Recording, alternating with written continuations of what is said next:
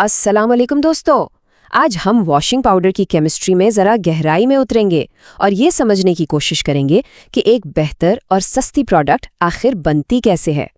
ये सारा तज्जिया उन सवालात पर मबनी है जो फॉर्मुलेटर्स ने हमसे पूछे हैं। तो चलें शुरू करते हैं।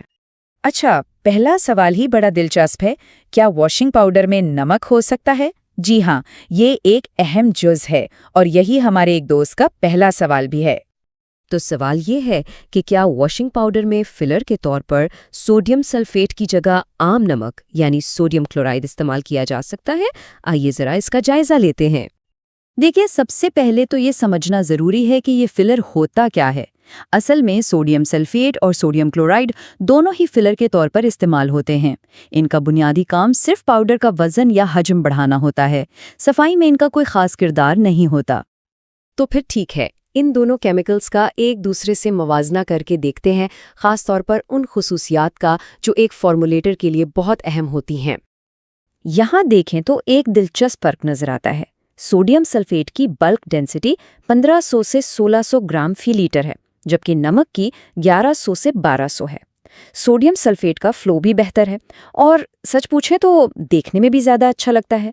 लेकिन सबसे अहम बात अभी बाकी है, और वो सबसे अहम चीज़ है कीमत।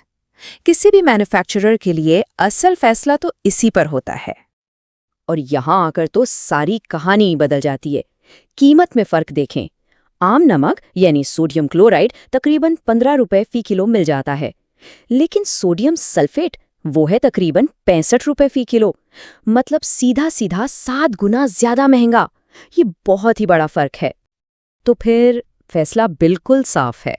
जब लागत में इतनी बड़ी बचत हो रही हो तो सिफारिश बिल्कुल वाज़ेह है, सोडियम क्लोराइड यानी नमक ही इस्तेमाल करना चाहिए। और ये सिर्फ पैसे बचाने की बात नहीं है, बल्कि ये एक ज़्यादा होशियार हिकमत अमली है। फिलर पर जो पैसे बचें उन्हें एक्टिव डिटर्जेंट्स या एंजाइम्स जैसे सफाई के अज्जा पर लगाया जा सकता है। इस तरह कम पैसों में एक बहुत बेहतर क्वालिटी का वॉशिंग पाउडर तैयार हो सकता है।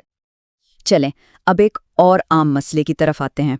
एक दोस्त ने पूछा है कि उनके वॉशिंग पाउडर में इजाफी नमी आ जाती है, जो कि वाकई एक बहुत आम परेशानी है।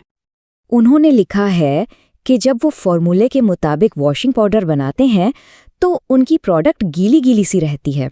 तो आइए देखते हैं कि इस मसले का क्या हल है। अच्छा, इस मसले को समझने के लिए हमें पहले एक्टिव डिटर्जेंट यानी AD को समझना होगा। यह सफाई का बुनियादी जुज़ है। जब भी 15% से ज़्यादा AD वाला पाउडर बनाया जाता है तो ये नमी का मसला आ सकता है, ख़ास तौर पर तब जब सारा AD एक ही ज़रिए से लिया जा रहा हो। तो इसका हल क्या है? जो माहिरीन है उनका हल बहुत सादा लेकिन बहुत होशियार है। वो सफाई के एजेंट्स हासिल करने के ज़राए को ही बदल देते हैं। यहाँ मसला और हल दोनों बिल्कुल साफ हैं। पुराने तरीके में सारा एक्टिव डिटर्जेंट सल्फोनिक एसिड से लेते हैं, जिससे पाउडर गीला हो जाता है।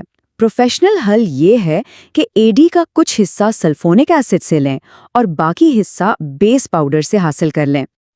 और इस हल का सबसे बड़ा फ़ायदा ये है कि ये सिर्फ नमी का मसला ही हल नहीं करता। इससे वॉशिंग पाउडर का फ्लो भी बेहतर होता है, वो ज़्यादा दानेदार बनता है और उसकी बल्क डेंसिटी भी बेहतरीन हो जाती है। मतलब एक तीर से कई शिकार। तो आखिर में एक सवाल सोचने के लिए छोड़े जाते हैं। क्या बेहतरीन फॉर्मूला हमेशा सबसे महंगा ही होता है?